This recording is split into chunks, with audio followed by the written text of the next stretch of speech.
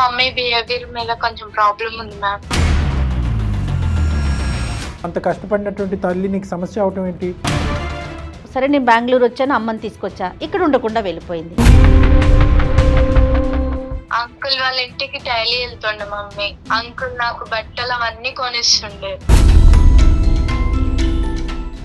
మీ చుట్టాల, మీ దగ్గర బంధువుల ఎవరు? అంటే మమ్మీ వాళ్ళ దగ్గర పనికి వెళ్తుంది సార్. మమ్మీకి అడిగితే నువ్వు చిన్న పిల్లవి, చిన్న పిల్లలు ఎక్కుండు, నీకు అవసరం లేదన్నది. అమ్మ గురించి లోకం ఏమనుకుంటుంది, ఊరువాడ ఏమనుకుంటున్నారు, నీ మనస్సాక్షి ఏమంటుంది? అంకుల్ కి మమ్మీకి ఏదో ఎఫర్ ఉందని అనుకుంటున్నారు సార్. మీ అమ్మ ఉద్దేశం కానీ, ఆలోచన కానీ, క్యారెక్టర్ కానీ అదని నువ్వు నమ్ముతున్నావా? Yes sir. నేనైతే ఏ తప్పు చేయలేదు సార్. మీ పాపకి నచ్చినప్పుడు అక్కడికి ఎందుకు వెళ్తున్నారు? లోకానికి నచ్చినా నచ్చకపోయినా అది మీకు డోంట్ కేర్. మాకు ఒకనొకప్పుడు ఎవరు దగ్గర చేయకపోతే ఆ సారే దగ్గర చేశారు సార్ మాకు. సార్ కొంచెం డీల్ అయిపోయాక సార్ని వదిలేయడం అంత కరెక్ట్ కాదు కదా సార్. అతనికి ఇంకొక 10 సంవత్సరాల పాటు ఆరోగ్యం బాగుంటుంది, మరి మీరు అక్కడ ఉండిపోతారా? ఉండిపోతాను సార్. నాకు ఆ సార్కి వేరే రిలేషన్ అనేది ఏమీ లేదు సార్. మనస్సాక్షి మీద చెయ్యేసుకుని మీ అమ్మాయి మీద ఒట్టేసుకుని నేను ఇలా అనకూడదమ్మా. ఈరోజు ఒక తల్లి కూతుర్ల యొక్క బంధం తెగిపోయేటట్టుంది. నిజం చెప్పండి.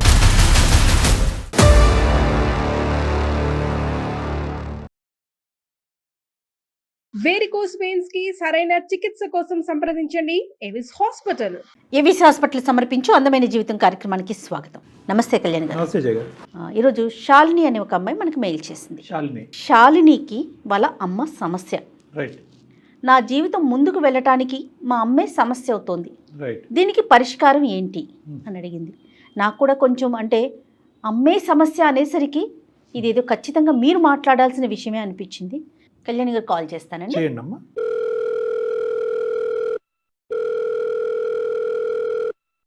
హలో, నమస్తే అండి. నేను జయానండి, సుమన్ టీవీ నుంచి మాట్లాడుతాను. శాలిని గారేనా మాట్లాడేది? మ్యామ్ నేనే మాట్లాడుతున్నాను. Right right. Thank you so much ma'am, నేను మెయిల్ చేయంగానే యాక్సెప్ట్ చేసినందుకు. నాతో పాటు డాక్టర్ కళ్యాణ్ చక్రవర్తి గారు ఉన్నారు. ఒక్కసారి మీ సమస్య ఏంటో మాట్లాడండి. Okay? Okay ma'am. Hello sir. నమస్తే అమ్మా శాలిని. చెప్పమ్మా. నా పేరు శాలిని సార్, బెంగళూరు నుంచి మాట్లాడుతున్నా. ఓకే. మా ప్రాపర్ ఏమో నిజామాబాద్ మ్యామ్. ఓకే. నా ప్రాబ్లం మమ్మీ బిహేవియర్ మీద. మీ అమ్మగారి యొక్క ప్రవర్తనతో మీకు ప్రాబ్లం ఉంది. ఓకే. ఇప్పుడు బెంగళూరులో ఏం చేస్తున్నారు మీరు? జాబ్ చేస్తున్నా మ్యామ్. ఓకే. మ్యారేజ్ అయ్యిందమ్మా నీకు? లేదు సార్, ఖాళీ. మీరు ఎంతమంది? నేను ఒక్కదాన్నే, మమ్మీ నేను అంతే. నాన్నగారమ్మా? నాన్నగారు లేరు మ్యామ్. లేరంటే? చనిపోయారు. ఎప్పుడమ్మా? నాకు తెలియక ముందే చనిపోయారు. తెలియక ముందు. నీ వయసు ఎంత? నాకు 25 years. అమ్మ అప్పటి నుంచి ఇప్పుడు 25 years వరకు ఇంకొక పెళ్లి ఏమీ లేకుండా నిన్నే పెంచుకుంటూ అమ్మ అలా కాపాడుకుంటూ వచ్చింది, అంతేగా? Yes sir. సంతోషం. మరి ఇప్పుడు సమస్య ఏంటమ్మా? అంత కష్టపడినటువంటి తల్లి నీకు సమస్య అవటం ఏంటి? అంటే నాకు తెలియని వయసులో డాడీ చనిపోయారు సార్. మాకు ఒక తెలిసిన అంకుల్ వాళ్ళు ఉండే. అంకుల్ వాళ్ళ ఇంటికి డైలీ వెళ్తుండే మమ్మీ. అంకుల్ నాకు బట్టలు అవన్నీ కొనిస్తుండే. చుట్టుపక్క వాళ్ళందరూ మమ్మీ గురించి చెడుగా మాట్లాడినారు. ఇక నాకు ఎందుకు ప్లాన్ వదిలేసా. ఇక కొంచెం పెద్దగా అయినాక మమ్మీకి అడిగితే నువ్వు చిన్న పిల్లవి, చిన్న పిల్లలు ఎక్కుండు, నీకు అవసరం లేదన్నది. ఒక్క నిమిషం శాలిని. అంకుల్ ఎవరమ్మా? మీ చుట్టాల, మీ దగ్గర బంధువుల ఎవరు? మాకు తెలిసిన అంకుల్ ఆయన. అంటే మమ్మీ వాళ్ళ దగ్గర పనికి వెళ్తుంది సార్. ఒకే ఊరా అది అడిగేది? ఒకే ఊరు మ్యామ్. అంటే అక్కడ చేసే పని ఏంటమ్మా? అమ్మ చేసే పని ఏంటి? అమ్మ వృత్తి ఏంటి? ఇంట్లో పని చేస్తుంది. అంటే మీ బ్రతుకు తెరుగు గురించి అమ్మ ఇంట్లో పని చేస్తుంది. అవును సార్. మరి ఆ ఇంట్లో ఎవరైనా ఉన్నారా? అంటే అంకుల్ తో పాటు వేరే వాళ్ళు ఎవరైనా ఉంటారా? ఎవరు ఉండరు సార్. అంకుల్ వాళ్ళ వైఫ్ చనిపోయింది. అతని భార్య కూడా లేదు? మరి అంకుల్ కి పిల్లలు? పిల్లలు ఉన్నారు, యుఎస్ లలో ఉన్నారు. పెద్ద పిల్లలేనా? పెళ్లిళ్ళు అయిపోయిన వాళ్ళవి. నీకు 25 అంటున్నావు, అమ్మ వయసు ఎంతమ్మా? 49. 49. అంకుల్ వయసు? అంకుల్ వయసు 50. ఓకే. సో పిల్లలు 50-52 అట్లా ఉండుంటుందేమో. ఇక అక్కడ ఉండలేక, ఊర్లో ఉండలేక నేను హైదరాబాద్ వచ్చేసా సార్. మమ్మీకి చెప్పా నేను ఇక్కడ హైదరాబాద్ వచ్చే మమ్మీ మనం ఇక్కడనే రూమ్ చూసుకొని ఉందామన్నా. అయితే మమ్మీ రానన్నది. కాదమ్మా, నువ్వు హైదరాబాద్ ఎందుకు వచ్చావమ్మా?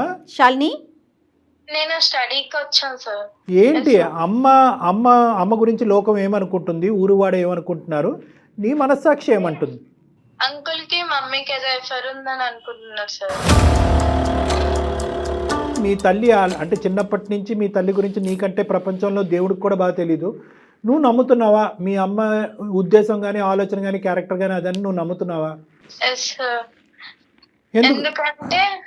ఎందుకంటే మమ్మీకి హైదరాబాద్ రమ్మంటే రానన్నారు సార్. హైదరాబాద్ రమ్మంటే రానంది కాబట్టి కారణం అంటే ఊర్లో ఒకరిద్దరు అలా అనుకుంటున్నారమ్మా, చాలా మంది అనుకుంటున్నారా?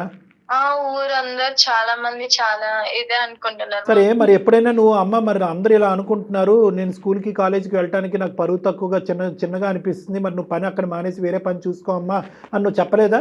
చెప్పా సార్, కానీ మమ్మీ వినలేదు. అమ్మ వినలేదు. వాళ్ళ ఇంటికి నువ్వు ఎప్పుడైనా వెళ్ళావా? వెళ్తాం. నీతో ఎలా ఉంటారమ్మా? నాతో మంచిగానే మాట్లాడతారు, మంచి ఫీలింగ్ అనిపిస్తుంది. కాకపోతే ఇక ఊరోళ్ళు అనడం వల్ల మళ్ళీ చూస్తా కదా, దానివల్ల. తను చెప్పేది ఏంటంటే మమ్మీ చెడు కాదు, అంకులు చెడు కాదు, కానీ లోకం ఇలా మాట్లాడుకునేటప్పటికి అది వదిలేయమ్మా అని చెప్పి 1-10 సార్లు చెప్పేటప్పటికి అమ్మ పని వదిలేకపోవటం, పోనీ హైదరాబాద్ వెళ్ళిపోదాం అమ్మ అంటే కనుక హైదరాబాద్ రాకపోవటం వల్ల ఈ అమ్మాయి చూసింది లేదు, ఏమీ లేదు, విన్నది ఒకటే. ఇంకా అదే లోకం యొక్క మాటలు నిజమేమో, అందుకే అమ్మ అని అనుకుంటుంది. సరే, ఈ సమస్య తీసుకుని ఇప్పుడు మా దగ్గరికి ఎందుకు వచ్చావు శాలిని? అంటే ఎందుకు ఇప్పుడు ప్రత్యేకంగా మాకెందుకు ఈమెయిల్ పెట్టావు? అంటే మమ్మీ పని చేస్తుంది కరెక్టా రాంగ్ అని. అంటే నేను బెంగళూరులో జాబ్ చేస్తున్నాండి. ప్రతి మాల తీసుకొచ్చా ఊరు నుంచి. 1 వీక్ తర్వాత అంకుల్ కి హెల్త్ మంచిగా లేదని ఫోన్ వచ్చింది ఊరు నుంచి. మమ్మీ వెళ్తానంటే నేను వద్దనేసిన. మమ్మీ నాతో గొడవ పడి ఆఫీస్ కి వెళ్ళంగానే వెళ్ళిపోయింది మమ్మీ నాకు చెప్పకుండా. బెంగళూరు ఇప్పుడు నువ్వు హైదరాబాద్ నుంచి బెంగళూరు వచ్చేసావమ్మా జాబ్ రీత్యా? వచ్చేసా. సో అమ్మని ఇక్కడ తెప్పించుకుంటే కనుక అంకుల్కి ఒంట్లో బాగాలేదని చెప్పి వద్దమ్మా అని చెప్పినా కూడా అమ్మ నీకు చెప్పపెట్టకుండా ఊరెళ్ళిపోయింది. అమ్మ యొక్క క్యారెక్టర్ మీద లోకం ఒక ప్రశ్న వేసింది. అది కాస్త ఒక తల్లిగా నువ్వు చిన్నప్పటి నుంచి ఇంత కష్టపడి పెంచినటువంటి తల్లిని గౌరవించాలో తెలియదు, లేదంటే ఇలా లోకం ఇలా మాట్లాడుకుంటుంది కాబట్టి అమ్మ ఏంటి ఇలాంటిదా అనేటటువంటి విషయం వల్ల బాధపడాలని నీకు అర్థం కాలేదన్నది మాకు అర్థమైంది. కానీ ప్రత్యేకంగా ఇప్పుడు ఈమెయిల్ పంపించడానికి కారణం రీజన్ ఏంటి? ఎందుకు మాకు దాకా వచ్చావు? నాకు సంబంధాలు వస్తున్నాయి సార్.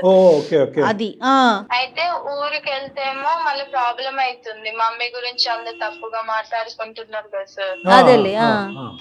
దాని వల్ల అనేసి మమ్మీ ఇక్కడ పిలుచుకొని వచ్చా సార్ నేను. ఇప్పుడు నీకు పెళ్లి సంబంధాలు వస్తున్నాయమ్మా? పెళ్లి సంబంధాలు వస్తున్నాయి. పెళ్లి సంబంధాల్లోకి వచ్చే వాళ్ళు ఇది ముందస్తునే నిన్ను అడుగుతున్నారా? ఇలా అంటే కదా మీ మమ్మీ అని ముందే అడుగుతున్నారా? అవును సార్. తన ఇంటెన్షన్ ఏంటంటే చుట్టుపక్కల అనుకుంటున్నారు, సరే నేను బెంగళూరు వచ్చాను, అమ్మని తీసుకొచ్చా, ఇక్కడ ఉండకుండా వెళ్ళిపోయింది. ఇప్పుడేమో పెళ్లి సంబంధాలు వస్తున్నాయి, వాళ్ళకి నేనేం చెప్పాలి? అంతేనమ్మా? అంతే మేడం.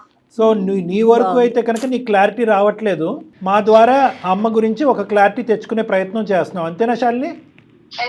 ఓకే, ఎందుకంటే సెన్సిటివ్ ఇష్యూ కదమ్మా, చాలా సెన్సిటివ్ ఇష్యూ ఇది. లోకం అందరూ అనుకోవటం ఒక ఎత్తు మేడం, కన్న కూతురు అనుకోవటం, ఎందుకంటే గుండె పగిలిపోద్ది. ఒకటే మనకున్న ప్రశ్న ఏంటంటే ఆ మహాతల్లి ఇంత బతికి ఇంత కష్టపడి పిల్లని ఈ స్థాయి వరకు తీసుకొచ్చి వద్దమ్మా ఇంట్లో పని చేయొద్దు అని అన్న దానికి ఎందుకు ఆవిడ ఆల్టర్నేటివ్ చూసుకోవట్లేదు అనేది మనం ఆలోచించాలి. శాలిని, అమ్మకి లైన్ కనెక్ట్ చేస్తావా? అంటే మమ్మీ నాతో అంత మాట్లాడొస్తుంది మ్యామ్. నెంబర్ ఇస్తా, మీరే మాట్లాడండి. సర్లే పోన్లే, మనం మాట్లాడదాం.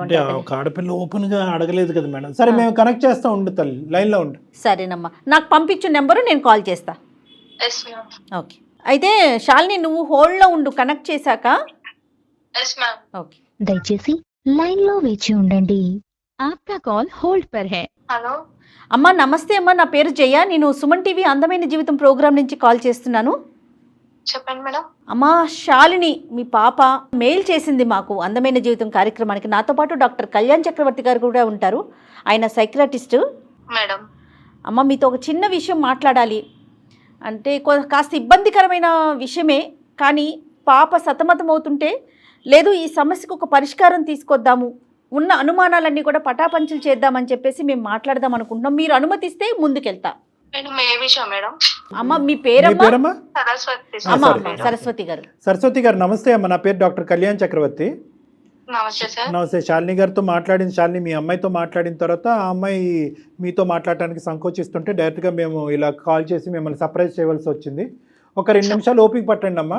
ఇప్పుడు ఎందుకంటే మీ అమ్మాయి సంబంధించిన జీవితం, తల్లి కూతుర్ల బంధం, సమాజంలో ఉండే పరువు చాలా ఉన్నాయి ఇక్కడ అంశాలు.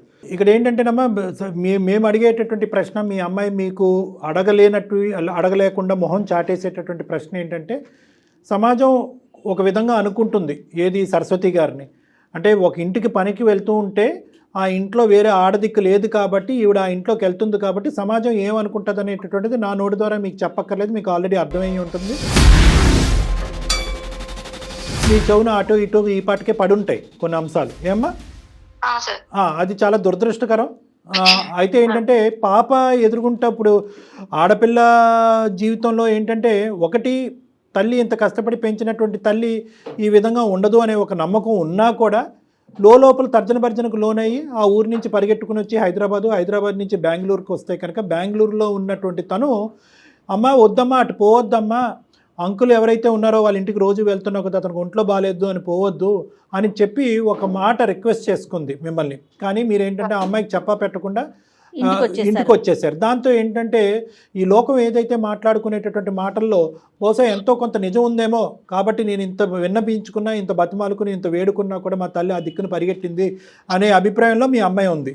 ఇప్పుడు దానికి మించినటువంటి పెద్ద పరిస్థితి ఏంటంటే, ఒకటి నా తల్లి యొక్క క్యారెక్టర్ ఏంటి, సమాజం అనుకుంటుంది నిజమా అబద్ధం అనేది ఒకటైతే, వచ్చేటటువంటి పెళ్లి సంబంధాలు కూడా ఒక ఆడపిల్లకి నెక్స్ట్ ఘట్టంలో చాలా ముఖ్యమైనటువంటిది. జీవిత భాగస్వామిని ఎంచుకునేటప్పుడు తల్లి క్యారెక్టర్ బట్టి ఈ అమ్మాయిని కూడా తూకం వేయటం అనేది జరుగుతూ ఉంటుంది. కాబట్టి వచ్చేటటువంటి వాళ్ళందరూ కూడా మీ తల్లి యొక్క అదా అనేటటువంటి రకరకాలు మాట్లాడుతున్నారు. కాబట్టి అసలు వాస్తవానికి మీ జీవితంలో జరుగుతున్నది ఏంటి, ఈ అంకుల్ అనేటటువంటి వ్యక్తి ఎవరు, అతని ఇంట్లోకి ఎందుకు మీరు వెళ్తున్నారు పనిచేయడానికి, వద్దు ఒక విధమైనటువంటి అనుమానం వచ్చినా కూడా ఆ ఇంటికే పదే మీరు ఎందుకు వెళ్ళవలసి వస్తుంది అనేది కొద్దిగా వివరించండి. పాప కూడా లైన్లోనే ఉంది, ఉన్నారా మేడం? పాప ఉందండి. అమ్మాయి కూడా లైన్లో, శాలిని కూడా లైన్లో ఉంది. సరస్వతి గారు మీరు చెప్పచ్చు. సార్ కానీ నాకు తెలిసి నేనైతే ఏ తప్పు చేయలేదు సార్. మేము అనట్లేదమ్మా. మా ఆయన వచ్చేసి మా పాప చిన్న వయసులోనే చనిపోయారు సార్. ఓకే. పాపకు ఎలాంటి కష్టం లేకుండా, ఎలాంటి బాధలు ఏం లేకుండా నేను పెంచాను సార్. స్టడీ చేయించి జాబ్ వరకు తీసుకెళ్ళాను సార్. ఓకే. పాపకు చిన్నప్పుడు చాలా మంది అన్నారు సార్, మీ మమ్మీ ఎలా చేసేది. పాప నన్ను అడిగింది సార్, పాప చిన్నది కదా చెప్పడం బాగోదు అనేసి నేనేం చెప్పలేదు సార్. ఊరు వాళ్ళు చాలా మంది అన్నారు కానీ నేను వెళ్ళలేదు సార్. చనిపోయిన తర్వాత మా పాప చిన్నగా ఉండే అప్పుడు ఎవరు నన్ను సహకరించలేదు సార్, ఎవరు దగ్గర చేయలేదు సార్. నా పాప భవిష్యత్తు ముఖ్యం అనేసి నేను ఏదన్నా గానీ ఒక ఇంట్లో పని చేస్తున్నాను సార్. అంటే ఏం పని? వంట పని, ఇంటి పని అన్నీనా? ఆల్ చేస్తాను సార్, అన్ని పనులు చేస్తాను సార్. కానీ ఒకటమ్మా, ఇప్పుడు ఆ ఒక్క ఇల్లే లేదు కదా మీ మొత్తం ఊర్లో. ఇప్పుడు సార్ ఆ టైంలో నన్ను ఎవరు దగ్గర చేయలేదు సార్. నన్ను ఈ పెద్ద చాలా వేరు చేశారు సార్. అందువల్ల సార్ దగ్గర మరి మీకు ఖర్చులకు సరిపడా కాదమ్మా, మీ ఖర్చులకు సరిపడా పూర్తిగా ఆ సారే చూసుకుంటున్నారా? ఆ ఒక్క ఇంట్లోనే మీరు పని చేయబట్టి? అవును మేడం, పూర్తిగా ఆయనే చూసుకుంటున్నారు. అవును మేడం. మరి ఆయన ఫ్యామిలీ ఏంటి అంటే మేడం, సార్కి మేడం లేదు మేడం, ఏదో ఫీవర్ అనారోగ్యం వల్ల చనిపోయారు మేడం. ఓకే. పిల్లలు? సార్ వాళ్ళ పిల్లలు యుఎస్ లో సెటిల్ అయ్యారు మేడం. ఓకే. సార్ ఒక్కరే ఉంటారు? అమ్మ సార్ ఒక్కలే ఉంటారు. ఆ ఇంట్లో వంట పని, ఇంటి పనికి వెళ్తున్నారు. కేవలం 10,000 15,000 జీతం గురించే వెళ్తున్నారని నేను అనుకోవట్లేదు. ఎందుకంటే కనుక అతను ఇతరత్ర పాప చదువులకు కానీ, ఫీజులకు కానీ, లేదంటే ఇంటి రెంట్లు కానీ ఇవి కూడా అతను సహకరిస్తున్నాడు. అంత ఇదిగా మీకు ఆ ఊర్లో అంతా కూడా చేయనంత సహకారం అతను చేయవలసినటువంటి అవసరం ఏముంది అనేది మా ప్రశ్న కాదు, లోకం యొక్క ప్రశ్న. నెంబర్ 1. నెంబర్ 2 ఏంటంటే మీ పాపకి నచ్చినప్పుడు అక్కడికి ఎందుకు వెళ్తున్నారు? లోకానికి నచ్చినా నచ్చకపోయినా అది మీకు డోంట్ కేర్. ఎందుకంటే మీ భర్త చనిపోయినప్పుడు ఎవరు ముందుకు రానప్పుడు కానీ పాప మన ఇంటి మీద ఒక మచ్చ పడుతుంది, నా తల్లి మీద ఈ మచ్చ పట్టడం నాకు నచ్చడం, వద్దమ్మా అని అన్నప్పుడు మీరు అక్కడికి ఎందుకు వెళ్తున్నారు? అది నెంబర్ 2. నెంబర్ 3 మోస్ట్ ఇంపార్టెంట్ ఏంటంటే అతని పిల్లలు ఏమంటున్నారు అంటే ఒక పరాయి స్త్రీ ఇక్కడికి వచ్చి, ఎందుకంటే ఈ అమ్మాయి చెవులో ఎలాగైతే వినిపించిందో వాళ్ళు కూడా ఈ నోట ఆ నోట వాళ్ళకి కూడా వినిపించుంటుంది. ఎందుకు మీరిద్దరూ ఇంత రిస్క్ తీసుకుని మీరు ఆ ఇంట్లోనే ఎందుకు పని చేయాలి? అతను అంత రిస్క్ తీసుకుని మీ చేతే ఎందుకు పని చేయించుకోవాలి? అంటే సార్ చాలా మంచివారు సార్. మాకు ఒకనొకప్పుడు ఎవరు దగ్గర చేయకపోతే ఆ సారే దగ్గర చేశారు సార్ మాకు. అలాగనేసి ఇప్పుడు సార్ కొంచెం డీల్ అయిపోయాక సార్ ని వదిలేయడం అంత కరెక్ట్ కాదు కదా సార్. వదిలేయటం కంటే ఇప్పుడు నీ కన్నపేగు ఓకే, నీ కూతురు యొక్క భవిష్యత్తు కూడా ఇక్కడ ఆధారపడి ఉంది, అది మీరు గ్రహించట్లేదు. సార్ అనేటటువంటి వ్యక్తి మీరు కష్టకాలంలో వచ్చి మీకు సహాయం చేస్తున్నటువంటి మిమ్మల్ని పనిలో పెట్టుకున్న ఒక యజమాని మాత్రమే. నీ కూతురు యొక్క భవిష్యత్తు ఇక్కడ ఆగమ్యగోచరంగా ఉంది. వచ్చేటటువంటి సంబంధాలు, వచ్చేటటువంటి అబ్బాయిలందరికీ కూడా ఇది నానా విధాలుగా తెలుస్తున్నాయి. మేమేమి మీరేదో తప్పు చేశారనేటటువంటి విధంగా మాట్లాడట్లేదు, కానీ ఇక్కడ ఇంత రిస్క్ తీసుకుని ఆ వ్యక్తిని కాపాడేంత ప్రయత్నం మీరు ఎందుకు చేస్తున్నారు? అతనికి సహాయపడాలి, కానీ దానికి మించి మీ కూతురు యొక్క భవిష్యత్తు గురించి మీరు ఆలోచించాలి. సార్ కూతురు భవిష్యత్తు గురించి ఆలోచించే వచ్చాను సార్. అప్పుడు సార్ బాగానే ఉన్నారు. అప్పుడు నేను సార్ దగ్గర వర్క్ చేశాను కాబట్టి సార్ బాగానే ఉన్నారు. ఇప్పుడు నేను వచ్చేసాను సార్, పాప దగ్గరకు వచ్చేసాను బెంగళూరుకి. తర్వాత సార్ కి హెల్త్ బాగాలేదు. సార్ కి అక్కడ ఆ టైంలో నాకు ఎవరైతే ఎలా లేరు, ఇప్పుడు ఈ సార్ కి ఎవరు లేరు కదా, కాబట్టి నేను పోవడం తప్పదు కదా సార్. అమ్మ మరి అతనికి ఇంకొక 10 సంవత్సరాల పాటు ఆరోగ్యం బాగుండదు, మరి మీరు అక్కడ ఉండిపోతారా? ఉండిపోతాను సార్. ఎందుకమ్మా, మీరు తప్ప అతనికి ఎవరు చేయలేరా? లేదు సార్, చేయలేదు సార్. ఇప్పటికైనా నిజం చెప్పండి సరస్వతి గారు, అసలు ఏంటి మీ ఇద్దరి మధ్యన? నాకు అర్థం కావట్లేదు. మీరు కేవలం ఆ ఇంట్లో పనిచేసేటటువంటి వ్యక్తిలాగా నాకు అనిపించట్లేదు. ఇంకా ఎవరు సహాయం చేసేటటువంటి ఆడవాళ్ళే ఈ ప్రపంచంలో లేరా అతనికి? మీరు కాకపోతే ఇంకొకరు చూసుకుంటారు. మీ మధ్య ఎలాంటి సంబంధం లేకపోతే మీరు రావటానికైతే అమ్మాయి పిలిచింది కాబట్టి వచ్చారు, కానీ వచ్చిన దారిలోనే మళ్ళీ వెనక్కి వెళ్ళిపోయారు మీరు. సార్ చెప్పలేను సార్, కాకపోతే ఆ సార్ అయితే నాకు ఆ సార్కి వేరే రిలేషన్ అనేది ఏమీ లేదు సార్. మనస్సాక్షి మీద చెయ్యేసుకుని మీ అమ్మాయి మీద ఒట్టేసుకుని నేను ఇలా అనకూడదమ్మా, ఇలా అడగకూడదు. కానీ ఈరోజు ఒక తల్లి కూతుర్ల యొక్క బంధం తెగిపోయేటట్టుంది, ఆ అమ్మాయి యొక్క భవిష్యత్తు చెడిపోయేటట్టుంది. మీ మీద మచ్చ అనేటటువంటి తీసి పక్కన పెడితే, ఆడపిల్లగా నీ తల్లి ఇలా చేస్తుందని ఈ అమ్మాయి మీద మచ్చపడి రేపొద్దున పెళ్లి చేసుకోవటానికి నాదుడే లేనటువంటి దిక్కుతోచని పరిస్థితి ఏర్పడే పరిస్థితి వచ్చింది. కాబట్టి మిమ్మల్ని ఇలా నిలదీసి ముక్కుసూటుగా ఇలా అడగటం నాకు తప్పట్లేదు. నిజం చెప్పండి ఇప్పటికైనా ప్లీజ్. సార్ ప్రతిదానికి మీరు అలా అడుగుతున్నారు కదా సార్, దీనికి సొల్యూషన్ మీరే చెప్పండి సార్. చెప్పమ్మా, నువ్వు చెప్పమ్మా. నిజం చెప్తే మీ ఇద్దరి మధ్యన ఉండేటటువంటి ఏమంటాలో నాకు తెలియదు, అర్థం కావట్లేదు. మీ ఇద్దరి మధ్యన ఉండేటటువంటిది ఒక యజమాని ఇంట్లో పని చేసుకునేటటువంటి ఒక అమ్మాయికి సంబంధించినటువంటి ఇదా, దానికి మించిందా? మీరు వాస్తవాలు పలకండి.